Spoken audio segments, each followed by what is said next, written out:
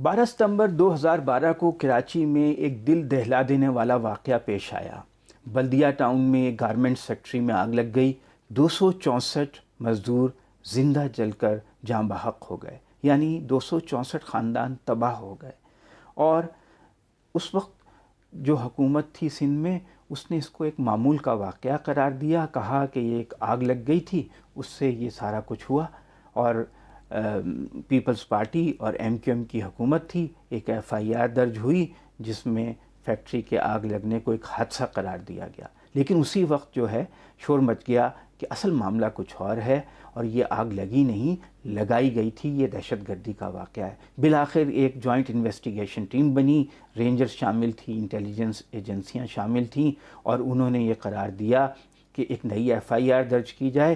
یہ کیمیکل چھڑک کر آگ لگائی گئی تھی، اور یہ 25 کروڑ روپے MQM ان سے بھتہ مانگ رہی تھی فیکٹری مالکان سے۔ انہوں نے انکار کیا تو انہوں نے آگ لگا دی، اور اس کے نتیجے میں اتنا بڑا سانحہ رونما ہوا۔ اور پھر فروری 2017 میں 10 ملزمان پہ فرد جرم عائد کی گئی، جس میں MQM کے سیکٹر انچارج عبدالرحمن بھولا، ایک ان کے بڑے سرگرم کارکن زبیر چریا، اور اس وقت صوبائی وزیر رؤوف صدیقی بھی شامل تھے، کچھ حیدرآباد کے بزنس مین تھے، اور 3 چوکیدار تھے فیکٹری کے۔ ایک فیکٹری کا اس وقت جو مینیجر تھا وہ شامل تھا۔ 400 گواہان تھے، فورینزک ایویڈنس تھا، انسداد دہشت گردی کی عدالت میں مقدمہ چلا۔ زیادہ تر لوگوں کو گواہی کے لیے بلایا نہیں گیا، صرف 30-35 لوگوں کی گواہی ہوئی، اور باقی کو کہا گیا کہ یہ غیر ضروری ہے۔ بہرحال یہ 8 سال کے بعد آج اس معاملے کا عدالت نے فیصلہ سنا دیا۔ زبیر چریا اور عبدالرحمن بھولا کو سزائے موت سنائی گئی ہے۔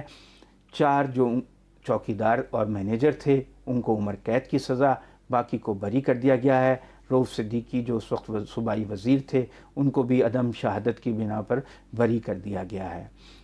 آپ یہ دیکھیے کہ یہ ہمارا نظام انصاف ہے کہ پہلے تو ایک بہت بڑے دہشت گردی کے واقعے کو، ایک اندوہناک واقعے کو جس سے انسان کا دل دہل جاتا ہے، اس کو عام حادثہ قرار دیا گیا، اور بعد میں جب بہت پریشر پڑا، میڈیا میں رپورٹس آئیں، تو پھر اس پہ ایک سنجیدہ تفتیش ہوئی، اور نئی FIR درج ہوئی، اور ایویڈنس لائے گئے، اور وہ جو ملزمان ملک سے بھاگے ہوئے تھے انہیں گرفتار کر کے ملک میں لایا گیا۔ لیکن پھر بھی جو حماد صدیقی ایک بڑے ملزم تھے، جو اس وقت MQM کراچی کی تنظیمی کمیٹی کے سربراہ تھے، اور جن کے کہنے پہ یہ لوگوں نے کیا دہشت گردی کا واقعہ، وہ ابھی بھی مفرور ہیں۔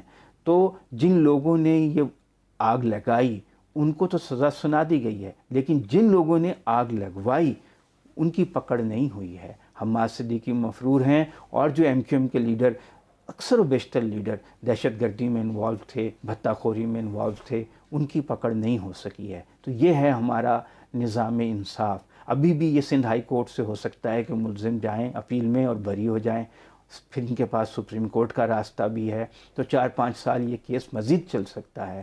تو اس کیس نے ظاہر کیا ہے کہ ہمارے نظام میں کتنی خامیاں ہیں۔ ایک بہت انتہائی دل کو دہلا دینے والے واقعے کی، جس میں اتنے سارے خاندان تباہ و برباد ہو گئے، اس میں انصاف حاصل کرتے کرتے لوگوں کو 8 سال لگ گئے، اور وہ بھی جب بہت زیادہ پریشر ہوا، پولیس کو ہٹا کر رینجرز کو اس کی قیادت سونپی گئی، انٹیلیجنس ایجنسیز کو انوالو کیا گیا۔